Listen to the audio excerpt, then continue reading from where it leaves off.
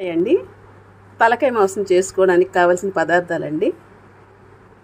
పచ్చిమిరపకాయ ముక్కలు, టమాటా ముక్కలు, కొంచెం తాలింపు దినుసులు, ఎండుమిరపకాయలు కొంచెం, అల్లం వెల్లుల్లి పేస్టు, 2-3 లవంగాలు, 2-3 గార్లిక్ పీసెస్, ఇంకా గ్రీన్ చిల్లీస్, పచ్చి కరివేపాకు, చింతపండు పేస్ట్ అండి. ఇంకా ఇక్కడ వేయించిన బ్రెయిన్ అండి కొంచెం. ఇదేమో తలకాయ మాంసం ఉడికించిన నీరండి.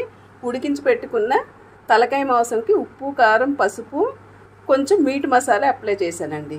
ఇది కావాల్సినవన్నీ అండి. ఇప్పుడు చేసుకునే విధానం చూద్దాం. కానీ తలకాయ మాంసం కావాల్సినవన్నీ ఈ విధంగా బాగా ఫ్రై చేస్తుండాలండి. బాగా వేయించి పెట్టుకున్న మసాలాలోని ఇవన్నీ యాడ్ చేసుకోవాలండి.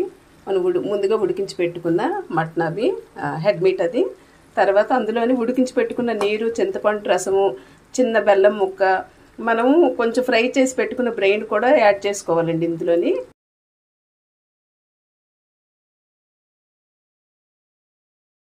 తలకాయ కూర రెడీ అయిపోయిందండి.